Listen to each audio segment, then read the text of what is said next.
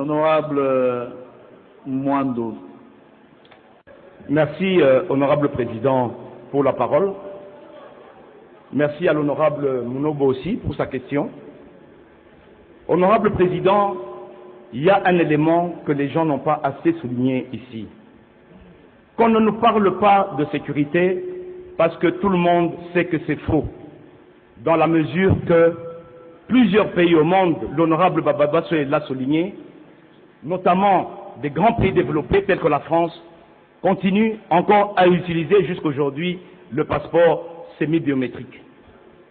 Qu'on ne nous parle pas de l'OACI, parce qu'il est clair, et le ministre le sait mieux que moi, que l'OACI n'a jamais exigé autre chose qu'un passeport lisible à la machine, et le passeport semi-biométrique actuel est lisible à la machine.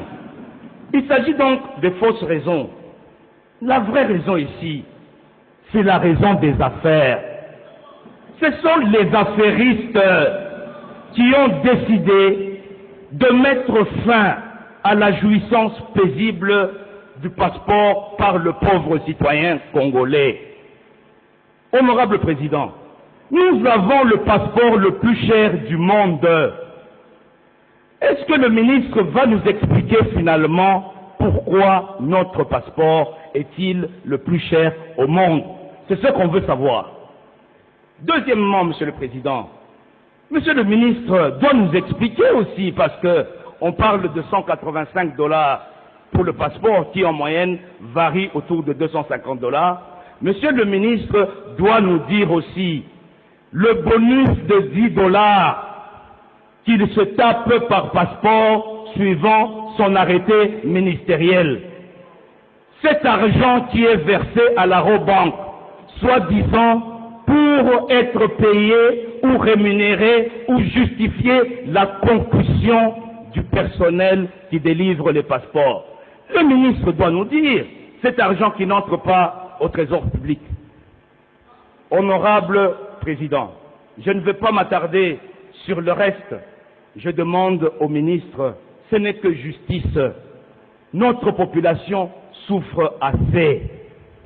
Mais, monsieur le ministre, pouvez-vous accepter d'acheter un véhicule avec une garantie de 5 ans, qu'au bout de 2 ans, le fabricant de ce véhicule vienne vous dire qu'il y a un défaut de fabrication dans ce véhicule, qui vous demande tout simplement de lui rendre le véhicule, et en contrepartie, il vous dit de payer un autre véhicule.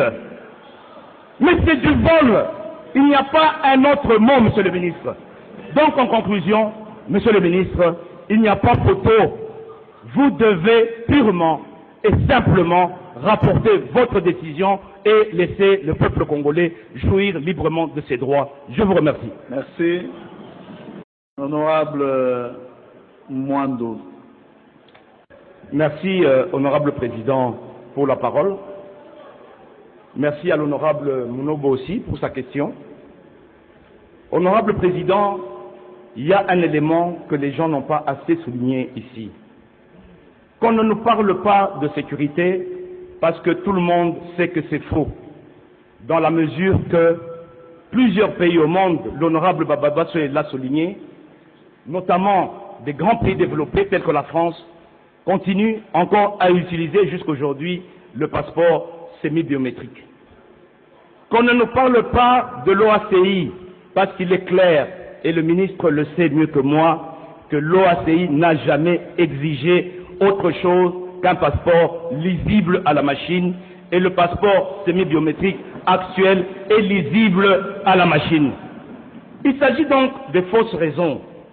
La vraie raison ici, c'est la raison des affaires. Ce sont les affairistes qui ont décidé de mettre fin à la jouissance paisible du passeport par le pauvre citoyen congolais. Honorable président, nous avons le passeport le plus cher du monde. Est-ce que le ministre va nous expliquer finalement pourquoi notre passeport est-il le plus cher au monde? C'est ce qu'on veut savoir. Deuxièmement, monsieur le président, monsieur le ministre doit nous expliquer aussi, parce que on parle de 185 $ pour le passeport qui en moyenne varie autour de 250 $.